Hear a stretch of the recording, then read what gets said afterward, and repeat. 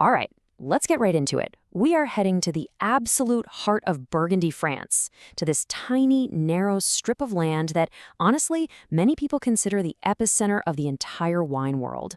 This is the Côte d'Or, the Golden Slope, a place where the land itself truly speaks through the wine. And you know what? That is not an exaggeration.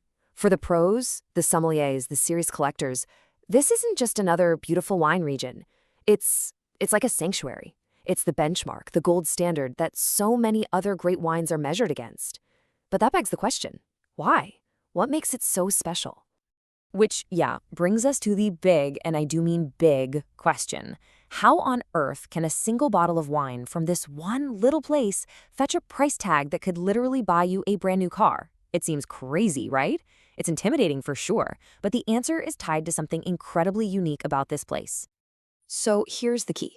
The thing you have to understand about Burgundy, the secret isn't just about the grape they're using, like Pinot Noir or Chardonnay.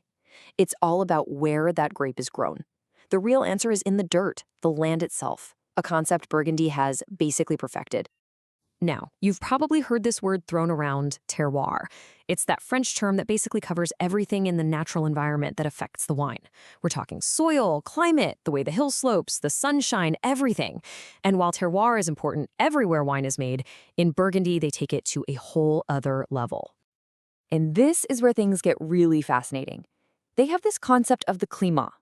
Now, a climat isn't just some vague area. No, it is a precisely marked out plot of land.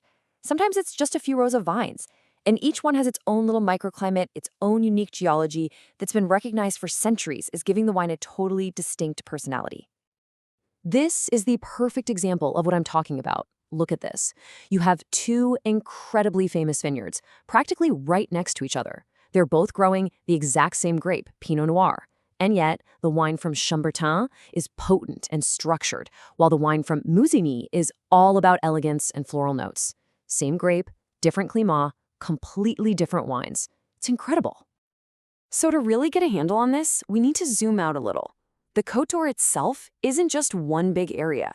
It's actually split into two main subregions, and each one has its own superstar grape.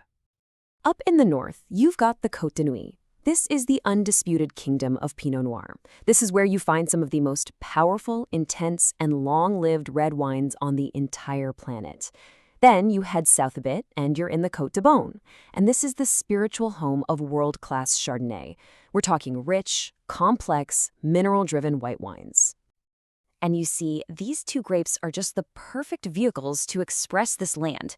Pinot Noir is famously picky, right? It's thin-skinned, it's sensitive, which means it acts like a microphone for the terroir, picking up every little nuance in the soil and climate. Chardonnay is a bit more adaptable, but here, in these limestone soils, it expresses itself with a kind of minerality and focus you just don't find anywhere else. So, who were the geniuses who figured all this out? I mean, who first walked these fields and identified these tiny, precious plots of land? Well, to answer that, we've got to jump in a time machine and go way, way back. People were growing grapes here way back in Roman times, sure. But the real detective work, the foundation of everything, was done in the Middle Ages by Benedictine and Cistercian monks. I mean, can you imagine the patience? For centuries, they just observed, they tasted, they mapped the land, they identified the very best parcels, and they often even built stone walls around them. All that work they did became the blueprint for the modern classification system we have today. And that system is basically set up like a pyramid. So at the very bottom, you've got your basic regional wine, which can come from anywhere in Burgundy. Take a step up, and you get villages wines, which tell you the specific town they're from.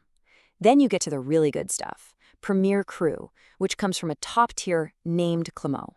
And right at the very, very top, you have the legends, the Grand Cru vineyards. So just how rare are those spots at the top of the pyramid? Get this. Grand Cru wines make up only about 2% of all the wine that's produced in Burgundy. 2%. That incredible rarity is a huge piece of the puzzle when it comes to those sky-high prices. And I really want to stress this. This isn't some marketing slogan somebody cooked up last year. This quality pyramid, the whole idea of the climate, it's the result of more than 1,000 years of meticulous, careful observation. It's basically a treasure map of proven quality, passed down through generations.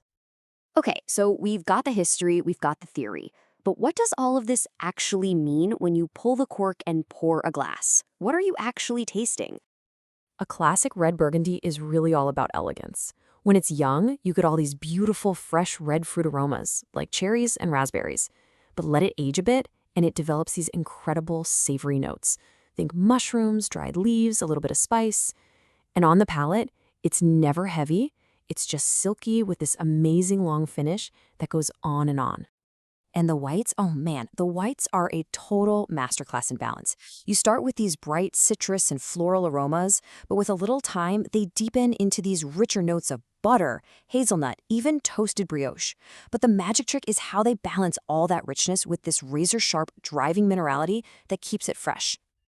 And it goes without saying, these wines are made for food. The local saying is, what grows together, goes together. And that is the absolute gospel here. You got a powerful structured Pinot Noir. It's the perfect partner for a rich buff Bourguignon. A beautiful rich Chardonnay. It just cuts right through all that delicious garlic butter with escargots. It just works. Really, the whole game is about balance. You're trying to match the weight and intensity of the wine with the richness of the food. You want to create this perfect harmony where neither one is shouting over the other. So when you boil it all down, the story of the Côte d'Or is about so much more than just a really, really good drink. It's about a legacy that is literally written into the landscape itself. And hey, don't just take my word for it. In 2015, the climates of Burgundy were officially named a UNESCO World Heritage Site. This isn't just a big deal for wine lovers, it protects these vineyards as a treasure for all of humanity. It's this unique example of how people can work with nature over centuries to create something extraordinary. And that kind of leaves us with one last really big question to think about. This incredibly detailed map of taste, it was created over centuries in a relatively stable climate.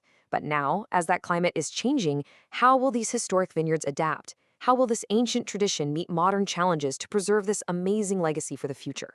It's something the winemakers there are grappling with right now. And honestly, the whole world is watching to see what happens next.